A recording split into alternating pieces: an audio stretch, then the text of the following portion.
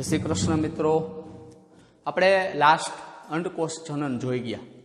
અંડકોષ જનનમાં અંડપિંડમાં થતા ફેરફારો જોયા કે ભાઈ પ્રાથમિક અંડમાતૃકોષમાંથી પ્રાથમિક અંડપુટિકા, પછી દ્વિતીયક, પછી તૃતીયક અંડપુટિકામાં પોલાણ જોવા મળે જેને એન્ટરમ બોલાય। ત્યાર પછી તૃતીયક પુટિકા હોય એ ગ્રાફિયન પુટિકા અથવા પરિપક્વ અંડપુટિકામાં રૂપાંતરિત થાય અને એ અંડપતન માટે જવાબદાર હોય। ધ્યાન રાખજો। એટલે પુટિકાઓમાં 4 થઈ, ગેરસમજ ન થાય। એનો યોગ્ય ક્રમે મેં તમને કહી દીધો। પ્રાથમિક, દ્વિતીયક, તૃતીયક જે એન્ટ્રમ નામની ગુહા ધરાવે કે જેમાં પ્રવાહી ભરેલું હોય, અને પરિપક્વ અથવા ગ્રાફિયન અંડપુટિકા। હવે પ્રાથમિક પૂર્વ અંડકોષ ક્યાં હોય તો કે તૃતીયક અંડપુટિકામાં હોય, એટલે ગ્રાફિયન અંડપુટિકા સુધી હોય। ગ્રાફિયન અંડપુટિકા ફાટે એટલે પ્રાથમિક દ્વિતીયક પૂર્વ અંડકોષ મુક્ત થાય। ધ્યાન રાખજો।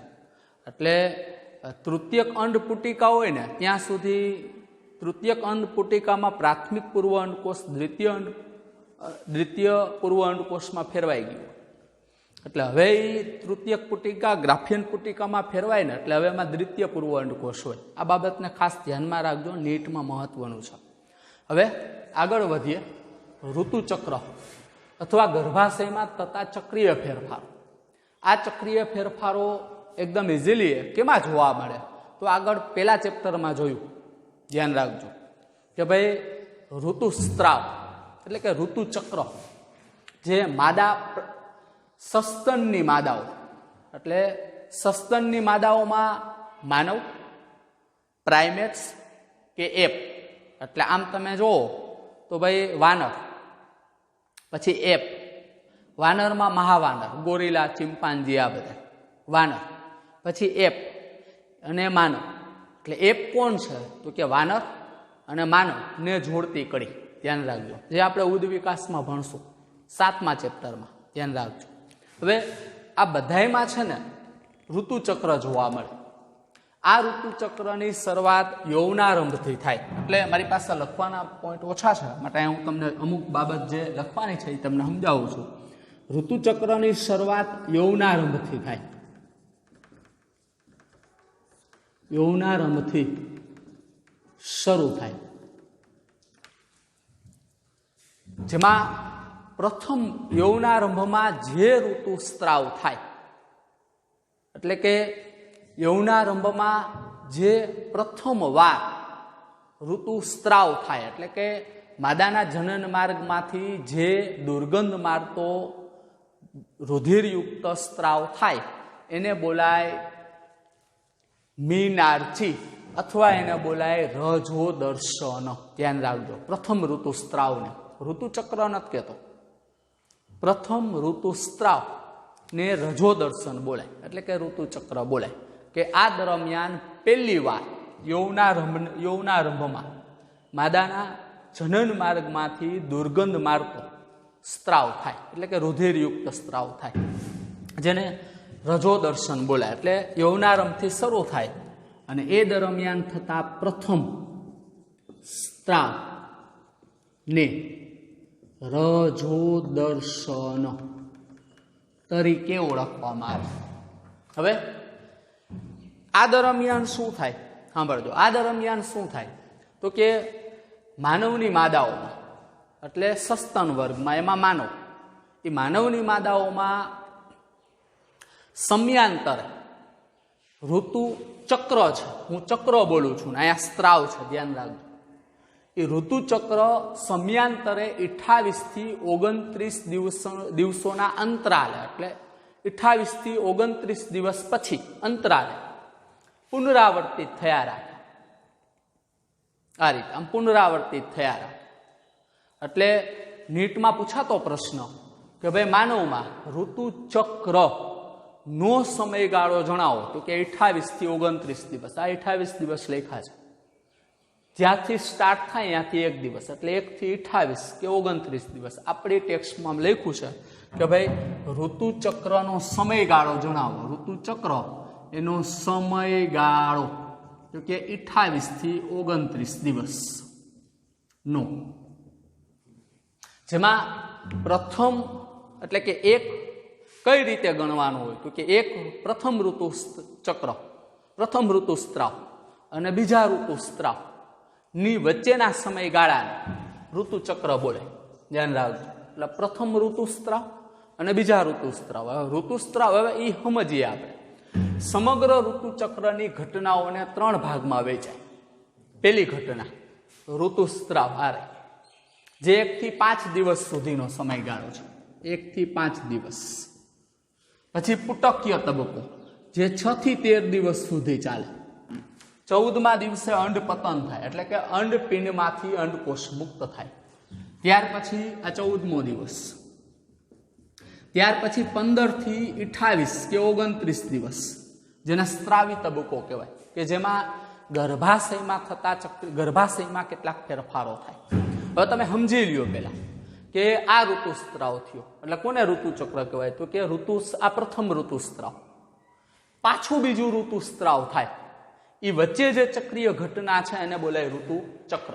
માટે પ્રથમ ઋતુસ્ત્રાવથી બીજા ઋતુસ્ત્રાવની વચ્ચેના સમયગાળાને ઋતુચક્ર બોલાય, જે 28 થી 29 દિવસો સુધીનું હોય.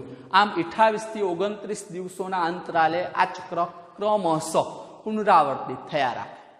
હવે આ આખા ઋતુચક્ર માટે જવાબદાર કોણ કોણ છે તો કે એક અંડપિંડમાં થતા ફેરફારો આર્ય, એક ગર્ભાશયમાં થતા ફેરફારો આર્ય. આ ઉપરાંત આ ઋતુચક્ર દરમિયાન કેટલાક અંતઃસ્ત્રાવી સંતુલનો પણ જવાબદાર હોય. તો ઇઝીલી આપણે સમજીએ છીએ 3 તબક્કા. એ તબક્કાઓ અહીંયા આકૃતિમાં આર્યા. ઋતુસ્ત્રાવ જે 1 થી 5 દિવસ સુધીનું હોય. પછી પુટકીય તબક્કો અથવા અંડપિંડીય તબક્કો, જે 6 થી 13 દિવસ સુધીનો હોય. પછી અંડપતન, કે પરિપક્વ અંડપુટિકામાંથી અથવા ગ્રાફિયન અંડપુટિકામાંથી ત્યાર પછી અંડકોષ મુક્ત થાય, જેને અંડપતન બોલાય. અંડપતન થયા પછી ગર્ભાશયની દિવાલ ગર્ભ સ્થાપન માટે તૈયાર થાય. આ માટે કેટલાક અંતઃસ્ત્રાવનો સ્ત્રાવ જવાબદાર હોય, જેને બોલાય સ્ત્રાવી તબક્કો, જે 15મા દિવસથી માંડી 28 દિવસ સુધીનો હોય. હવે આપણે દરેક તબક્કાને પહેલા ધ્યાનથી સાંભળીએ અને એની માહિતી હારે હારે આ આકૃતિની મદદથી સમજીએ. હવે ઇઝીલી મેં તમને અહીંયા ભાગલા પાડી દીધા છે કે ભાઈ 1 થી 28 દિવસનું જે ઋતુચક્ર છે એમાં 14મો દિવસ એટલે આ 14મો દિવસ કે જે અહીંયા અંડપતન થાય. આ અંડપતન થાય તો પેલા 1 થી 14 દિવસ, પછીના 1 થી 14 દિવસ. આમ તમે જુઓ ને તો ભાઈ ઋતુચક્રના મધ્યમાન સમય એટલે 14 દિવસ થાય. 28ના અડધા એટલે 14 દુ 28 મધ્યમાન સમય અંડપિંડમાંથી અંડકોષ મુક્ત થાય, જેને અંડપતન કહેવાય. તો એ પેલા થતા ફેરફારો અને પછી થતા ફેરફારો. તો સૌ પ્રથમ શું થાય તો કે પેલા ઋતુસ્ત્રાવ જોઈ લે. આમાં શું થાય? ઋતુસ્ત્રાવ ક્યારે થાય તો કે માદા જાતીય અંતઃસ્ત્રાવો એટલે કે ઇસ્ટ્રોજન અને પ્રોજેસ્ટેરોનની માત્રા ઘટતી જાય. આ ઇસ્ટ્રોજન ને પ્રોજેસ્ટેરોન એની માત્રા ઘટવા માંડે. એટલે ઘટવાથી જે ગર્ભાશયની દિવાલ ગર્ભ સ્થાપન માટે તૈયાર થઈ હોય અને જે રુધિરવાહિની યુક્ત બની હોય એ કોઈ કારણસર તૂટી જાય. એટલે ગર્ભ સ્થાપન થાય નહીં, તૂટી જાય. અને એ ગર્ભાશયની પેશીઓ અને ગર્ભાશયની દિવાલમાંનું બ્લડ એ બધું માદાના જનન માર્ગમાંથી બહાર નીકળે, જેને બોલાય ઋતુસ્ત્રાવ. આ ઋતુસ્ત્રાવ 3 થી 5 દિવસ સુધી ચાલે, એટલે કે એને માસિક બોલાય. આ માસિક 3 થી 5 દિવસ સુધી આવે. કોઈ સ્ત્રીઓમાં 3 દિવસ આવે, કોઈ સ્ત્રીઓમાં 4 દિવસ, તો કોઈ સ્ત્રીઓમાં 5 દિવસ સુધી જનન માર્ગમાંથી દુર્ગંધ મારતો સ્ત્રાવ થાય. ધ્યાન રાખજો. આ સ્ત્રાવ દરમિયાન સ્ત્રીના શરીરમાંથી 50 થી 150 મિલી જેટલું બ્લડ શરીરમાંથી નીકળી જાય, જેમને પરિણામે નબળાઈ સર્જાય અને બેચેની લાગે. કારણ કે બ્લડ નીકળી જવાથી હિમોગ્લોબિનની માત્રામાં પણ ઘટાડો થાય. હિમોગ્લોબિનની માત્રામાં ઘટાડો થવાથી નબળાઈની સ્થિતિ સર્જાય. ધ્યાન રાખજો. એટલે આને કહેવાય ઋતુસ્ત્રાવ. પણ વિચારી લ્યો કે ઋતુસ્ત્રાવ નથી થયો, એમનો સમયગાળો આવી ગયો ને છતાંય ઋતુસ્ત્રાવ ન થાય, તો એ ગર્ભધારણની સૂચક સ્થિતિ છે. માટે એનો મિનિંગ એવો કહી શકાય કે જો ગર્ભધારણ થઈ જાય, જો ગર્ભાશયની દિવાલમાં ગર્ભનું સ્થાપન થાય તો ઋતુસ્ત્રાવ થાય નહીં. માટે ઋતુસ્ત્રાવની ગેરહાજરી ગર્ભધારણની સૂચક સ્થિતિ. પણ અપવાદરૂપ કેટલાક કારણો પણ આ માટે જવાબદાર. એવું જરૂરી નથી કે ઋતુસ્ત્રાવના આ સમયગાળો દરમિયાન, એટલે કે આ પીરિયડ, ઋતુચક્રના આ પીરિયડ દરમિયાન ઋતુસ્ત્રાવનો સમયગાળો હવે નજીક આવે છે છતાંય ઋતુસ્ત્રાવ નથી થતો, તો એનો મિનિંગ એવો નથી કે ભાઈ ગર્ભધારણની જ સ્થિતિ સૂચક હોઈ શકે. આ માટે અન્ય કેટલાક કારણો પણ જવાબદાર. માનસિક અસ્વસ્થતા ધ્યાન રાખજો, આ માટે જવાબદાર. તણાવ, ખ્યાલ આવે હું કહું છું? આપેલું ઋતુસ્ત્રાવ. ઋતુસ્ત્રાવ 3 થી 5 દિવસ સુધી ચાલે. ઋતુસ્ત્રાવ દરમિયાન ગર્ભાશયની દિવાલ અને એમની રુધિરવાહિનીઓનો સ્ત્રાવ જનન માર્ગમાંથી થાય અને એને જ ઋતુસ્ત્રાવ બોલાય. આ ઋતુસ્ત્રાવ જો ન થાય તો એ ગર્ભધારણની સૂચક સ્થિતિ છે, ધ્યાન રાખજો. અન્ય કારણો પણ આ માટે ઘણીવાર જવાબદાર હોય. ક્લિયર? હવે ત્યાર પછી કયો તબક્કો આવે? તો કે પુટકીય તબક્કો આવે. પુટકીય તબક્કામાં શું થાય? તો કે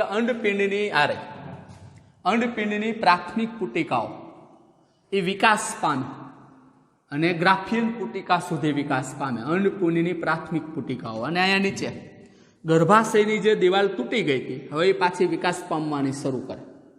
એટલે આ તબક્કામાં શું થાય? પુટકીય તબક્કામાં તો કે અંડપુટિકાઓ અને ગર્ભાશયનું અંતસ્તર, ધ્યાન રાખજો, અંદરની દિવાલ, એટલે હું સીધો પોઈન્ટ લખી નાખું છું. ગર્ભાશયનું અંતસ્તર એન્ડ્રોમેટ્રિયમ બોલાય. એ પ્રસાર દ્વારા, પ્રસાર એટલે તો કે નવી પેશીઓના નિર્માણથી શું પામે? તો કે ફરી પાછું ગર્ભ સ્થાપન માટે તૈયાર થતું. આ માટે કોણ જવાબદાર હોય? તો કે આ દરમિયાન શું થાય? પુટકીય તબક્કા દરમિયાન તો કે અગ્ર પિચ્યુટરી ગ્રંથિમાંથી આ માટે કોણ જવાબદાર? આ બેના વિકાસ માટે. પેલા ઇઝીલી સમજી લ્યો કે ભાઈ પુટકીય તબક્કામાં શું થાય? તો કે અંડપુટિકાઓનો વિકાસ થાય. આકૃતિ આ પુટકીય તબક્કો છે. બીજું શું થાય? તો કે ગર્ભાશયનું અંતસ્તર એન્ડ્રોમેટ્રિયમ જે અહીંયા વિઘટન પામી ગયું હતું એ પાછું પ્રસાર દ્વારા ફરી પાછું પુનઃ સ્થાપિત થાય. તો આ માટે જવાબદાર કોણ? આમાં કોણ ભાગ ભજવે? અંડપુટિકાઓ અને ગર્ભાશયના અંતસ્તરના નિર્માણમાં, એટલે કે વિકાસની પ્રક્રિયામાં કોણ ભાગ ભજવે? તો કે અગ્ર પિચ્યુટરી ગ્રંથિમાંથી મુક્ત થતા અંતસ્ત્રાવ. કોણ? તો કે LH અને FSH આમાં ભાગ ભજવે. આ બેને કેવા અંતસ્ત્રાવો કહેવાય? આ પિચ્યુટરી ગ્રંથિના અંતસ્ત્રાવો છે. પિચ્યુટરી ગ્રંથિના અંતસ્ત્રાવો ના સ્તર, જેને ગોનાડોટ્રોપિન અંતસ્ત્રાવો બોલાય. ક્યારેક નીટમાં એમ પૂછાય ગોનાડોટ્રોપિન અંતસ્ત્રાવોના નામ આપો, તો FSH ને LH. ફોલિકલ સ્ટિમ્યુલેટિંગ હોર્મોન, નામ ઉપરથી જ ખબર પડી જાય કે ભાઈ ફોલિકલ સ્ટિમ્યુલેટિંગ હોર્મોન એટલે ફોલિકલ એટલે પુટિકા, જે અંડપુટિકા ઉપર એની અસર થાય.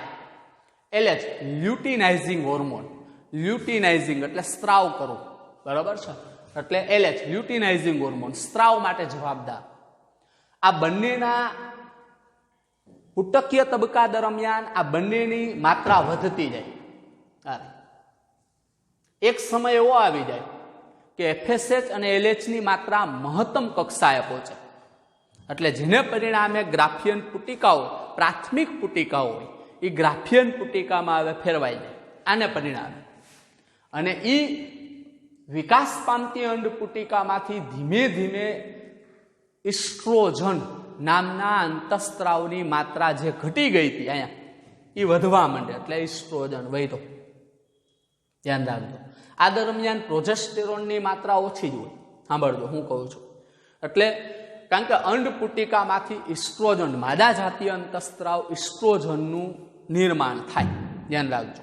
હવે આ દરમિયાન કારણ કે એફએસએચના આ બે અંતઃસ્ત્રાવના પરિણામે શું થયું તો કે અંડપુટિકાનો વિકાસ થયો. પ્રાથમિક અંડપુટિકા ગ્રાફિયન પુટિકામાં રૂપાંતરિત થઈ અને એમાંથી ઇસ્ટ્રોજનની માત્રા એટલે કે માદા જાતીય અંતઃસ્ત્રાવ ઇસ્ટ્રોજનની માત્રા વધે.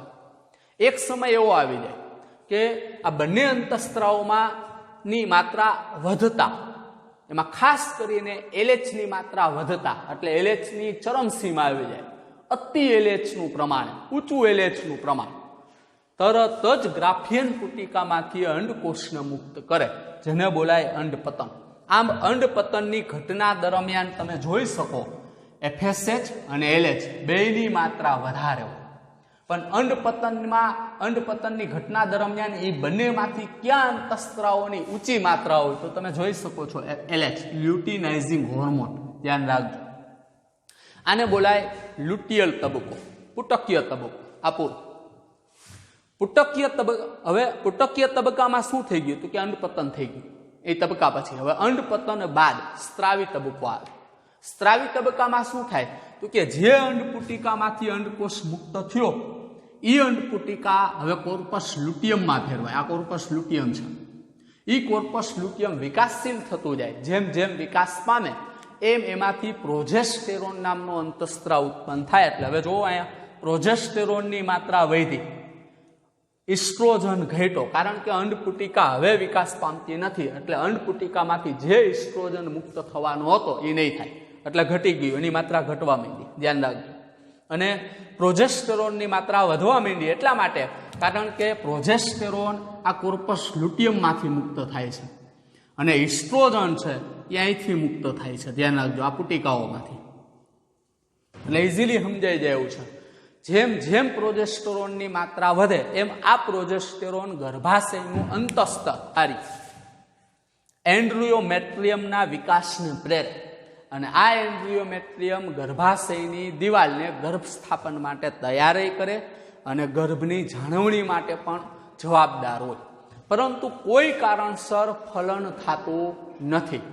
આ કારણસર આ દરમિયાન મૈથુન કે સંવનનની જો ઘટના ન બને તો ફલન ન થાય, અને જો ફલન ન થાય તો જે ગર્ભાશયની દિવાલ ગર્ભ સ્થાપન માટે તૈયાર થઈ હતી એ ગર્ભ સ્થાપનની દિવાલ ફરી પાછી વિઘટન પામે. શું કામ તો કે પ્રોજેસ્ટેરોનની ઊંચી માત્રા, એટલે પ્રોજેસ્ટેરોનની માત્રા વધવા માંડી. યાર એ પ્રોજેસ્ટેરોનની ઊંચી એટલે કોર્પસ લ્યુટિયમનો વિકાસ થાય, પરંતુ કોઈ કારણસર જો ગર્ભ સ્થાપન ન થાય તો જે કોર્પસ લ્યુટિયમ હોય એ વિઘટન પામે. એ વિઘટન પામે એટલે પ્રોજેસ્ટેરોનની માત્રા ધીમે ધીમે ઘટવા માંડે.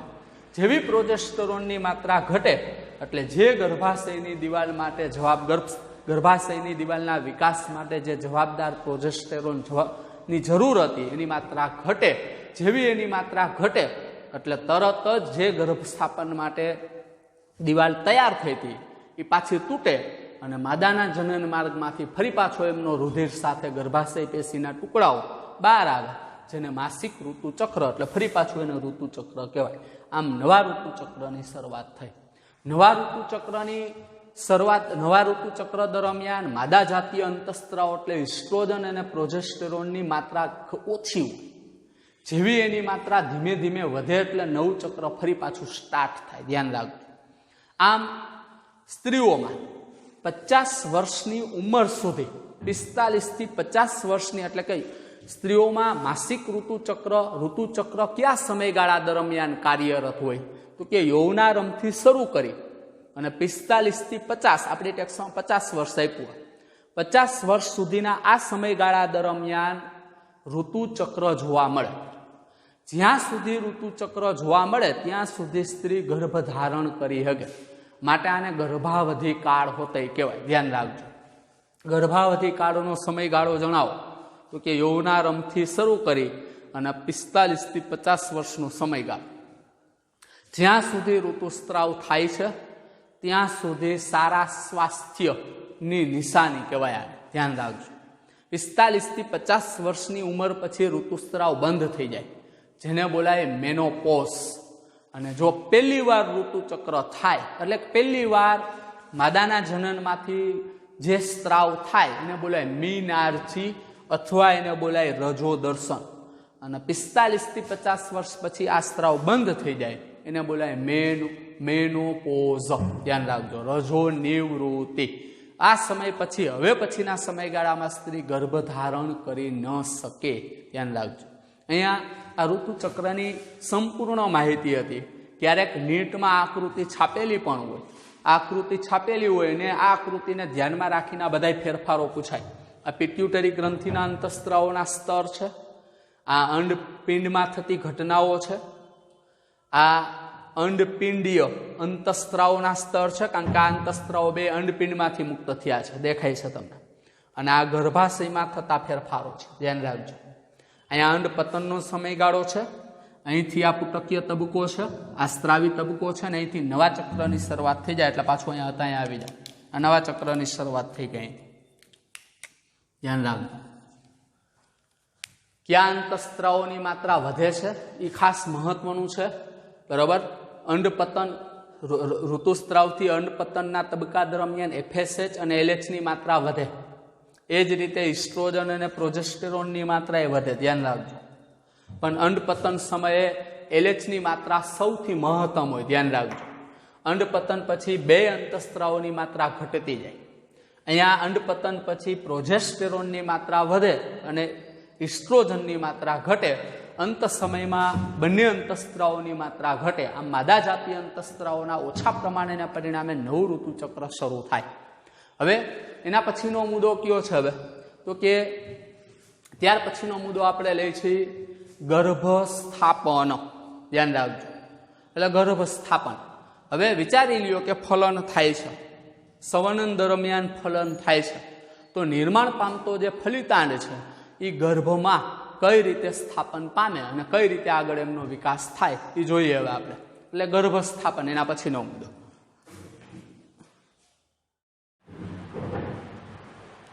ઋતુસ્ત્રાવ પછી બીજો મુદ્દો છે ફલન અને ગર્ભસ્થાપન.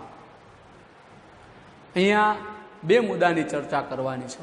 ફલન કઈ જગ્યાએ થાય છે, ફલન માટે કોણ જવાબદાર છે, અને ફલનને અનુસરીને ગર્ભસ્થાપન થાય એની ચર્ચા કરવાની છે. ધ્યાન રાખજો. હવે સૌ પ્રથમ ફલનની ચર્ચા કરીએ. ફલનમાં શું થાય તો કે સંવનન કે મેથ્યુ એટલે કે પ્રજનન ની પ્રક્રિયા દરમિયાન નર મારફતે શિશ્ન દ્વારા વીર્ય એટલે કે શુક્રકોષોને યોનિ માર્ગમાં ઠાલવવામાં આવે અથવા યોનિ માર્ગમાં એમનો સ્ત્રાવ થાય. હવે એ શુક્રકોષો યોનિ માર્ગમાંથી ગ્રીવા દ્વારા ગર્ભાશયમાં અને અંતે અંડવાહિનીના ઇથમસ ચુંબકીય જોડાણ એટલે આ આખો વિસ્તાર થાય અહીંયા પહોંચાડવામાં આવે. આ જ દરમિયાન મુક્ત થતો અંડકોષ એટલે કે અંડપતનની પ્રક્રિયાને પરિણામે અંડપિંડમાંથી અંડકોષ મુક્ત થાય. એ મુક્ત થતો અંડકોષ પણ ઇથમસ તુંબિકા અથવા ચુંબકીય જોડાણ સ્થાને પહોંચે. ધ્યાન રાખજો. આમ મનુષ્યમાં ફલન તો જ શક્ય બને કે અંડકોષ અને શુક્રકોષ ઇથમસ તુંબિકીય જોડાણ સ્થાને પહોંચે, નકર ફલન થાય નહીં. આ જ કારણે બધી જ સંવનન ક્રિયાઓ, ધ્યાન રાખજો, કારણ હતું આમાં એક મુદ્દો છે, આ એ મુદ્દો છે. આ જ કારણે બધી જ સંવનન એટલે કે ફલન સંવનન ની પ્રક્રિયાઓ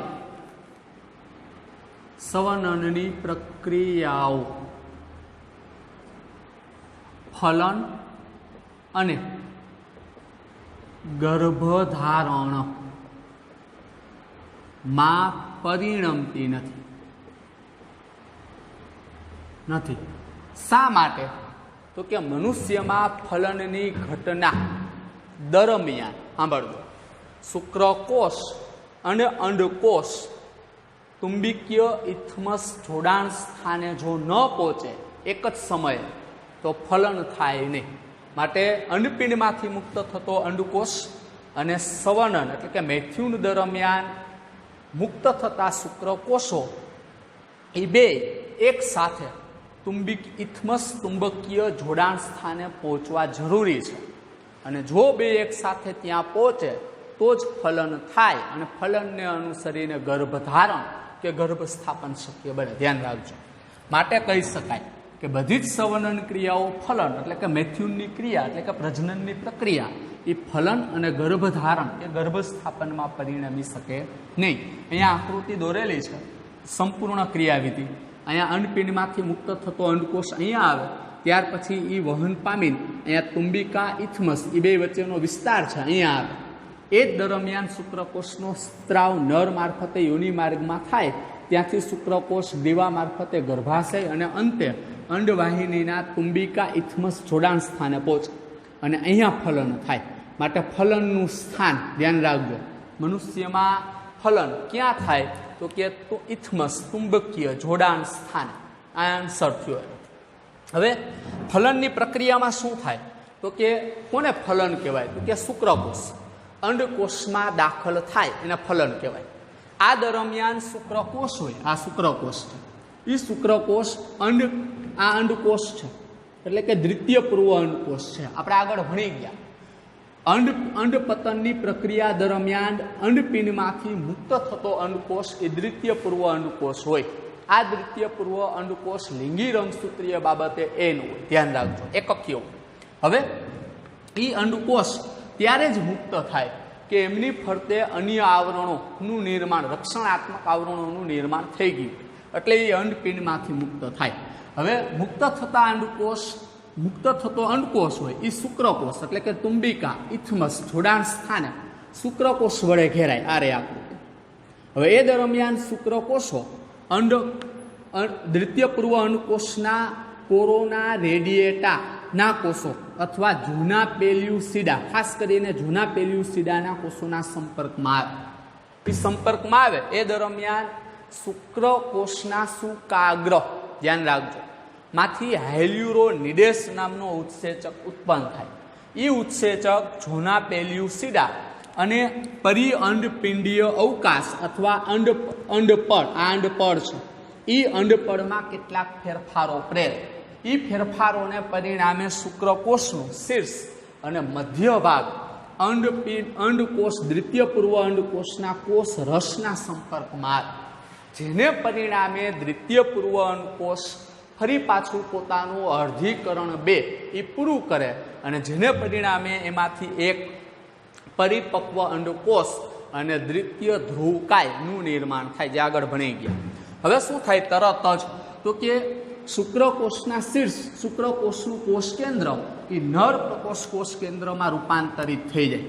શુક્રકોષનું કોષ કેન્દ્ર એ નર પ્રકોષ કોષ કેન્દ્રમાં રૂપાંતરિત થઈ જાય અને અંડકોષનું કોષ કેન્દ્ર માદા પ્રકોષ કોષ કેન્દ્રમાં રૂપાંતરિત થઈ જાય અને બંનેના જોડાણને પરિણામે ફલિતાંડનું નિર્માણ થાય.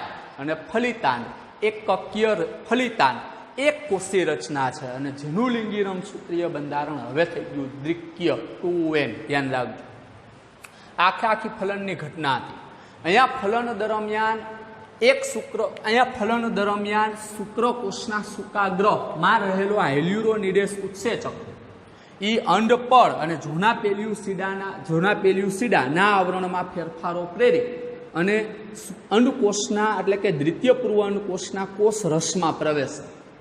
આમ એક અંડકોષ હવે એમના ફેરફારોને પરિણામે આ જે અંડપળ સાંભળજો, પરિઅંડપિંડીય અવકાશ એ ફલન પળમાં ફેરવાય અને અંડકોષના કોષ રસથી છૂટું પડી જાય. હવે એને ફલન પળ કહેવાય. આ ફલન પળ હવે દ્વિતીય પૂર્વ અંડકોષમાં બીજા અન્ય શુક્રકોષના પ્રવેશને અટકાવે. આ ઉપરથી તમે એમ કહી શકો કે મનુષ્યમાં ફલનની ઘટના દરમિયાન ફક્ત એક જ શુક્રકોષ અને એક જ અંડકોષ ભાગ લે છે. ધ્યાન રાખજો. કારણ તો કે શુક્રકોષના પ્રવેશને પરિણામે અંડપળ ફલન પળમાં રૂપાંતરિત થાય. આ ફલન પળ હવે પછી અન્ય શુક્રકોષોના પ્રવેશને અટકાવે. ધ્યાન રાખજો. આખી ફલનની ઘટના હતી. બરાબર. હવે ત્યાર પછી આગળ વધીએ ગર્ભસ્થાપન.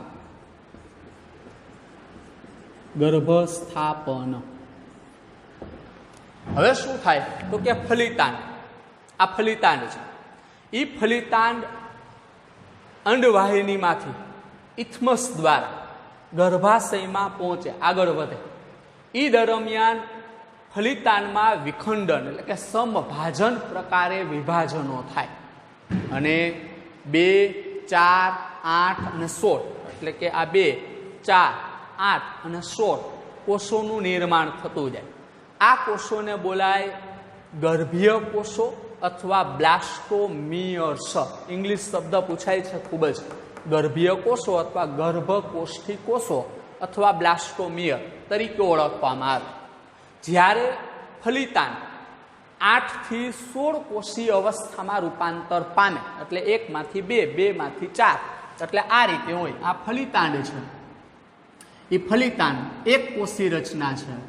હવે 1 માંથી વિખંડન દરમિયાન 2, 2 માંથી 4, 4 માંથી 8 અને 8 માંથી 16 કોષો રૂપાંતરિત થાય. એ દરમિયાન 8 થી 16 કોષીય અવસ્થાને મોરુલા ગર્ભ તરીકે ઓળખવામાં આવે. મોરુલા ગર્ભ જ્યારે બને ત્યારે હવે 100% ઈ ગર્ભ ગર્ભાશયમાં પહોંચી ગયું. જૂની ટેક્સ્ટ પ્રમાણે 8 કોષીય અવસ્થાને મોરુલા ગર્ભ તરીકે ઓળખવામાં આવે. અને હવે એ મોરુલા ગર્ભ ક્યાં હોય તો કે એ ગર્ભાશયમાં જ હોય, બીજે ક્યાંય ન હોય. હવે મોરુલા ગર્ભ ત્યાર પછી ઝડપથી ગર્ભાશયમાં આવી ગયો. હવે ત્યાર પછી ઝડપથી વિભાજન પામે અને એ મોરુલા ગર્ભ ગર્ભકોષ કોથળીમાં રૂપાંતરિત થાય. એટલે કે ગર્ભકોષ કોથળીમાં વચ્ચે પોલાણ હોય. આ પોલાણ છે. એ પોલાણને ઘેરીને રહેલા જે કોષો છે એને બોલાય ગર્ભકોષ કોથળીના આ કોષોને બોલાય ગર્ભપોષક સ્તરના કોષો. અને અંદરની બાજુ જે કોષોનો સમૂહ છે એને બોલાય આંતરિક કોષ સમૂહ. હવે આ આંતરિક કોષ સમૂહ છે એમાંથી ગર્ભનું નિર્માણ થાય. ધ્યાન રાખજો, આમાંથી ભવિષ્યમાં ગર્ભ બનશે અથવા ભ્રૂણનું નિર્માણ થશે. આમાંથી ભ્રૂણ બને. અને જે ગર્ભપોષક સ્તરના કોષો છે એ ગર્ભપોષક સ્તરના કોષોમાંથી કેટલાક ઉત્સેચકોનું સંશ્લેષણ થાય. આ ઉત્સેચકો ગર્ભાશયની અંદરની દિવાલ, આ ગર્ભાશય છે, આ એની અંદરની દિવાલ છે, આ વચ્ચેનું આવરણ છે અને આ સૌથી બહારનું આવરણ છે. એમના અંદરના આવરણના સ્તરના કોષોનું વિઘટન પ્રેરે, જેને પરિણામે ત્યાં ગર્ભાશયની દિવાલ તૂટે અને ગર્ભકોષ કોથળી એ જગ્યાએ એવી રીતે સ્થાપિત થાય કે આંતરિક કોષ સમૂહ એ ગર્ભાશયની દિવાલના સંપર્કમાં રહે. એટલે બતાવ્યું છે આંતરિક કોષ સમૂહ એ રીતે અહીંયા છે કે જ્યાં ગર્ભાશયની દિવાલ હોય ને એ બાજુ એ ગોઠવે. આને બોલાય ગર્ભસ્થાપન. ધ્યાન રાખજો. જેવું ગર્ભસ્થાપન થાય એટલે તરત જ ગર્ભપોષક સ્તર ના કોષોમાંથી વિશિષ્ટ અંતઃસ્ત્રાવનું સંશ્લેષણ થાય. આ અંતઃસ્ત્રાવની હાજરી એ ગર્ભસ્થાપન માટે સૂચક તરીકે ઓળખવામાં આવે. સામાન્ય રીતે ગર્ભસ્થાપન થયું છે કે નથી થયું એ પેગ્રાન્યુસ પટ્ટી આવે એમની મદદથી પણ નોંધી શકાય છે. આખો પોઈન્ટ હતો ગર્ભસ્થાપન.